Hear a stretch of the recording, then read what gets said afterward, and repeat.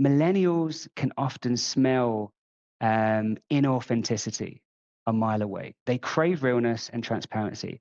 And in my opinion, they can see right through any kind of over the top sales pitches. So, be sure to keep it real and honest.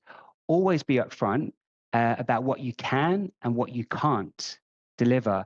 And, admit your limitations. When you can offer genuine advice, you build trust. And this is the currency of successful digital sales today.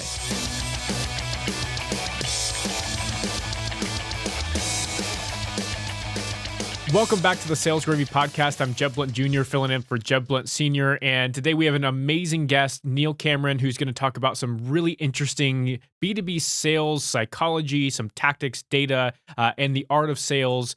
It's going to be a really fun conversation. But before we dive into it, I want you to check out Sales Gravy University. Sales Gravy University is the most powerful sales training platform on the internet. It gives your team the ability to view thousands of hours of on-demand sales training content that's from 45 different sales experts and includes live sales training that we run every week of every month of every year so that your team has something to view every single week to keep them at the top of their game. Sales Gravy University is incredible for small sales teams that don't have the budget for the large sales training organizations to come in and train their team, but are looking for that edge that gets them to where they need to be. If you haven't taken a course, use the code FREECOURSE at Sales Gravy University. That's free course when you check out, and you'll take a free course for free. So today we've got Neil Cameron. He's an amazing guy. He's got some really interesting ideas around the world of sales, digital sales, and B2B sales specifically. And Neil, I gave you a little bit of an intro, but kind of give the audience a little bit of background on yourself. Absolutely. And can I just say it's a pleasure to be here with you today, Jeb. Big fan of the show. Yeah, I've seen some amazing kind of podcasts and guests over the years, so really happy to be here. But thanks for the introduction. So yeah, I mean, to give you a bit more insight about me, I have over 15 years experience in the digital kind of sales space, having held kind of managerial and director roles, looking after kind of large online sales teams, both in kind of a B2B, but also in a B2C capacity. I've also had the pleasure of working with clients such as Google, Salesforce, and the London Stock Exchange. And I'm currently an advisor in the education kind of tech space. But a bit more kind of personally about me, I grew up in the UK and kind of live in Ireland now. I guess I'm what you call a Heinz 57 of different varieties. We have a father from the UK and a mother from Ireland. And to make it even more complicated, my wife's Italian. Well, we have three amazing, but kind of super crazy kids. I'm actually in Italy right now in our holiday home. I've been eating way too much gelato. I can tell you, Italian food is super dangerous. But to, to talk a little bit more about my career today, in that time, I've kind of spotted a big problem in the digital sales industry, which is that we kind of live in a digital buyer society where the traditional kind of old school sales model is broken, in my opinion. Sales professionals must adapt and stay relevant in a rapidly changing digital landscape. Most professionals in sales, they lack digital proficiency when using social media, AI, content, and data. And this basically means, Jeb, that they miss large opportunities to convert their online audience into more buyers and scale their digital revenue results. And in my opinion, kind of salespeople need to understand the digital customer journey more effectively and kind of how to engage with customers with the right balance of touch points online. This ultimately kind of requires a smarter approach and the implementation of an integrated digital sales strategy. It's like conducting an orchestra, where each instrument represents a touch point. in the digital journey of your buyer, you, as a salesperson, need to kind of zone in on playing the right range of instruments to synchronize your efforts and create kind of a harmonic and cohesive experience that pleases your customers. A bit more about me. A few years ago, my father sadly passed on, and kind of during that difficult time, I decided to do a mastering sales course with Kellogg Business School, which kind of inspired me to reflect on my sales career and write a book, and really to address the problem that I just kind of outlined there. And that's kind of where I came up with the idea for digital sales strategy, 21 tools, tactics, and frameworks to grow online sales success.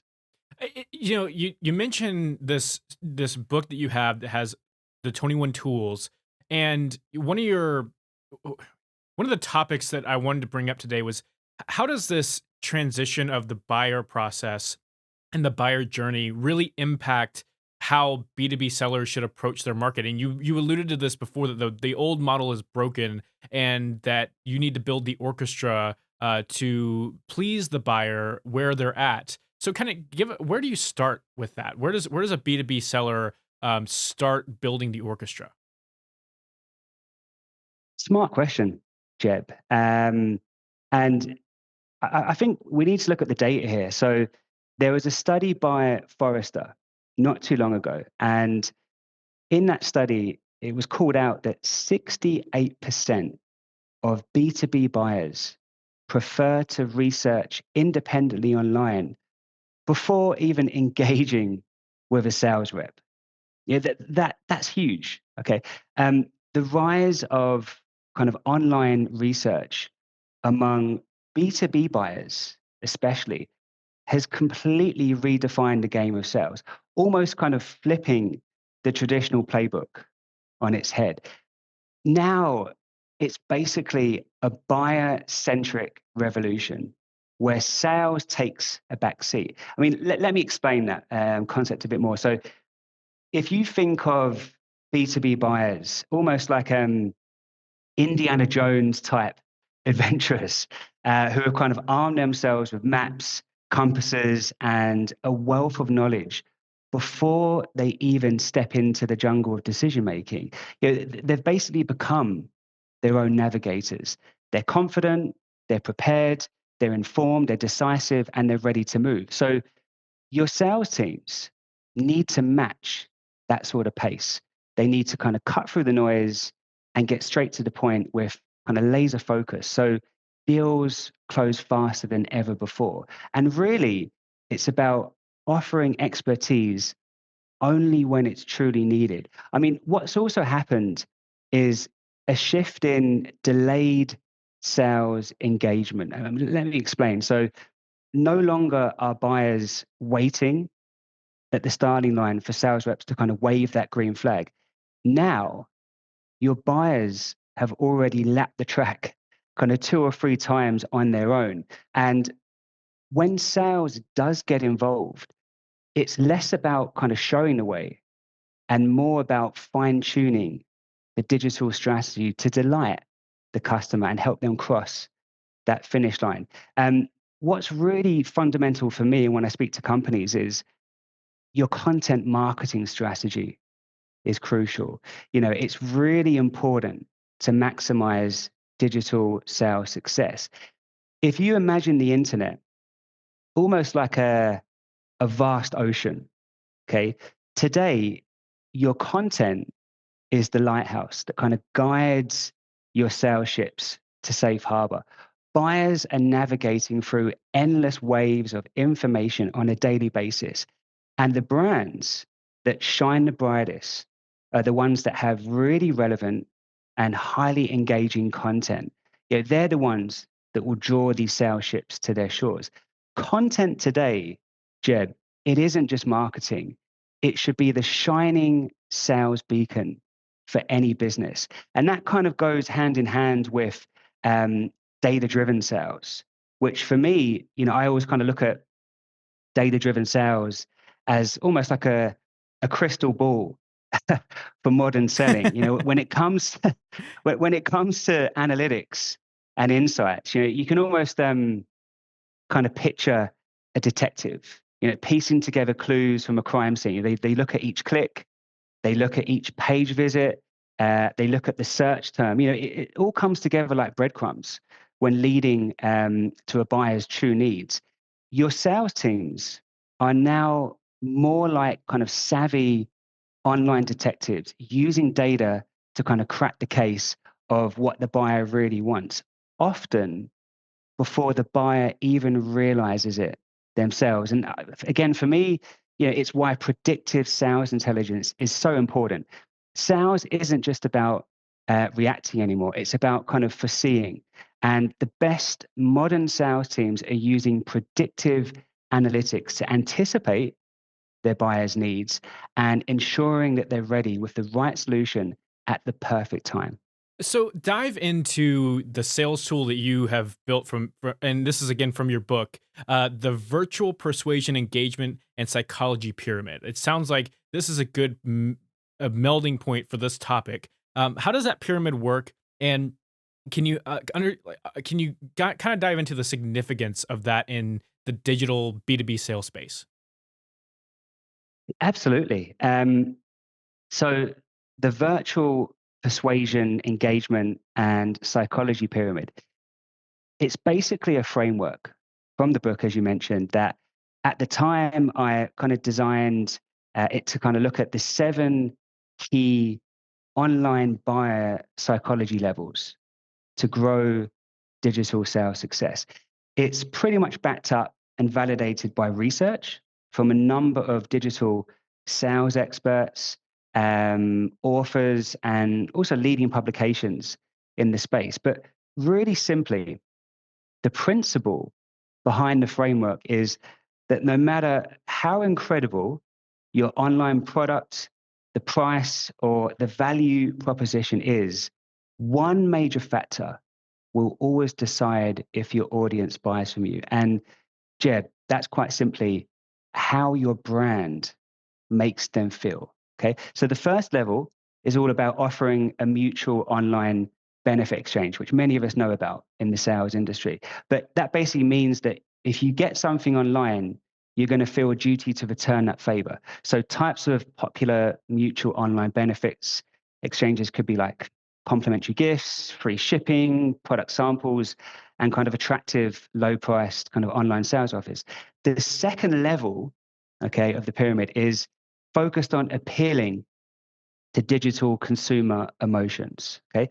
The third level is about providing a rare digital offering that almost kind of contradicts common demand. So you can do this by tapping into the key principles of scarcity, exclusivity, and also uniqueness.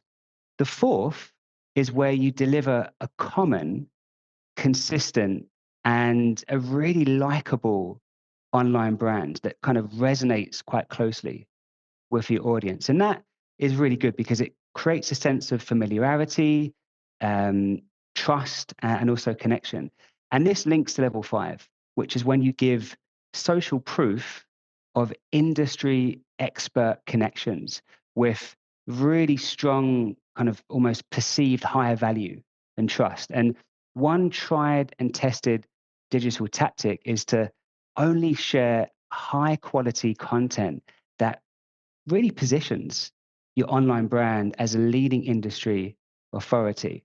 The sixth level is where you process kind of online price anchoring. So this is a psychological pricing strategy that involves presenting a higher priced option known as the anchor that sits alongside the target product you want to sell online. The key purpose of this is really to influence your customers' perception of value and then encourage them to choose your target online product by making it, I suppose, really reasonable when they do their price comparison. And then that kind of goes on to the very final level, which is all about applying digital loss aversion strategies. So, I mean, you've probably seen this yourself, with Sales Gravy, but yeah, the concept is where you leverage the psychological principle of loss aversion, which suggests that people feel the pain of loss more strongly than the pleasure of gain. So by kind of framing your digital sales and marketing messages in a way that focuses on potential losses or missed opportunities, it basically kind of empowers your customers to take action and make their purchase. This really deep and complex, but easy to understand. With the thing that you should remember from that part of the conversation and go back and listen to it is that people won't remember what you do; they'll remember how you made them feel, and that's true in almost any part of the business cycle, right? If you're in sales and you're having conversations with people, especially those who have been around the track a few times, they're confident and they know what they're looking for. They're not looking for someone to guide them through the jungle. They're looking for someone to help them feel good about the potential of the purchase that they're making and mitigate the losses. Because as you mentioned in the last part, people are always that we have a negativity bias. We're looking for the things that are wrong in the picture rather than the things that are right. And the other part of this is, just make sure that as a salesperson, and you're looking at this in this world that we're in today, you have to be able to meet people where they're at and delight them when it makes sense for them to be in your door. If you are ahead of that time, or you're speaking to them from a different place, they are just not going to align with you, and they're going to find another solution, and it's not going to be you. So, walk us through this new generation, not a new generation, the generation that's going to be taking over a lot of decision making practices, a lot of the business decisions that are going to be geared towards the bottom line, the P&L, the millennials, right? So how are millennials affecting the B2B sales world, and how should sales teams adapt to this? Another great question, Jeb. So, if we look at millennials today, and again, let's kind of delve into the data here. Um, there was a CEO world study, okay, and it found that 73% of millennials are involved in B2B purchasing decisions. If you take the time to digest that data, again, absolutely massive. Millennials are kind of shaking up the B2B tree, and they're almost kind of rewriting the rules of the game. They're masters in the smartphone app and social media landscape, and they're now driving purchasing decisions with almost like a fresh energy that leaves traditional sales strategies kind of in the dust. Um, these digital natives, they basically expect the B2B buying process to be as smooth as kind of downloading a hot new Spotify playlist. They're armed with research, reviews, data, and they're ready to make informed decisions long before a sales rep even enters the conversation. They'd rather click than call. They're all about handling things on their own. They want the freedom, basically, to explore, research, and buy without a sales rep kind of hovering over their shoulder. And in their world, the best sales process is one that they completely control themselves. So for your sales reps to kind of close deals, or anyone listening, to your show, when dealing with millennials, you have to invest. And we talked about this earlier, Jeb. You have to invest in a major online presence of smart, interactive content. Whether that's also through video demos, engaging virtual tours, and make sure you're building in a lot of self-service options. They want fast online portals. They want instant quotes. They want automated tools. So that means that you should give them the keys to the kingdom, with really robust self-service options, especially. They want to explore your offerings on their own terms. And, they go deep without any kind of hand-holding almost.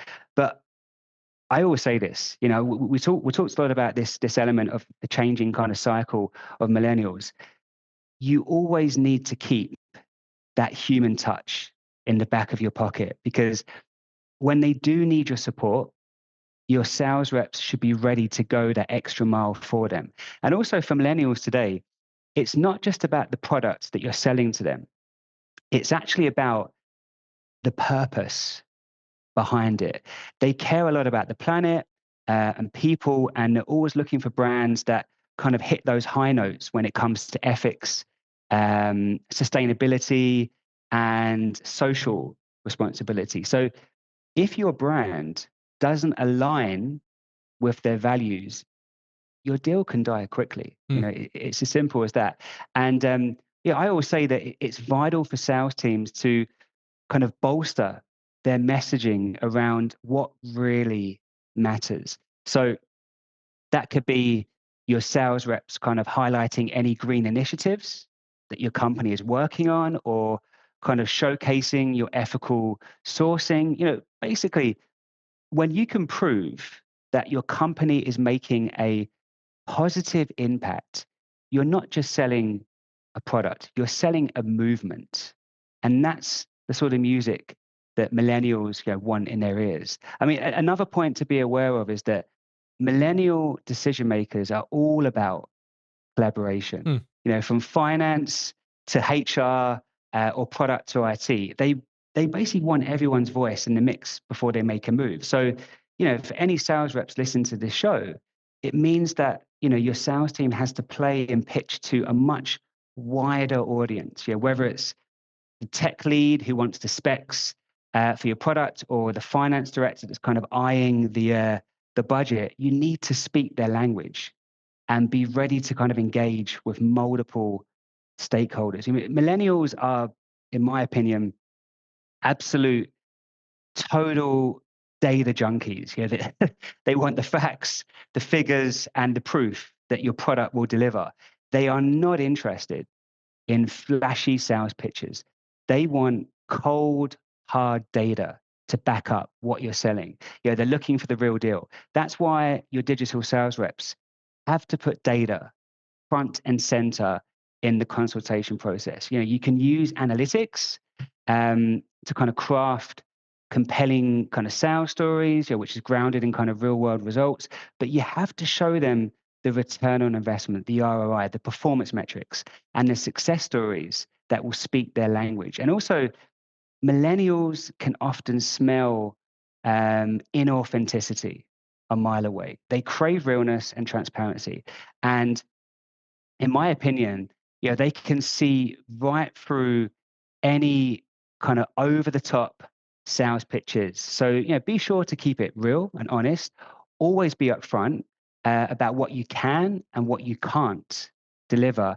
And, you know, admit your limitations. You know, when you can offer genuine advice, you build trust. And this is the currency of successful digital sales today. I love it. Neil, it's been a pleasure having you on the podcast. And this is a wonderful, wonderful podcast for all sales reps and business leaders to listen to, because there's a lot of things that are changing out in the world. A lot of differences in the generations and how they buy, and paying attention to that will help you win more, sell more, and do more. So Neil, thank you so much for being here. Where can people find you and follow you and get more information about what you got going on? Absolutely. So you can check me out at digitalsalesstrategy.com. That's actually the official website of my new book, which you can buy on Amazon. And feel free to connect with me on LinkedIn. Thank you so much. And thank you for listening to the Sales Gravy podcast. Again, I'm Jeb Blount Jr., filling in for Jeb Blount Sr. Again, go check out Sales Gravy University. That's learn.salesgravy.com, learn.salesgravy.com. Use the code FREECOURSE for a free course on Sales Gravy University, and have a wonderful day. Thank you so much for watching this video. Please make sure to click like and subscribe so you never miss a single video. And if you want more sales training content, go to learn.salesgravy.com.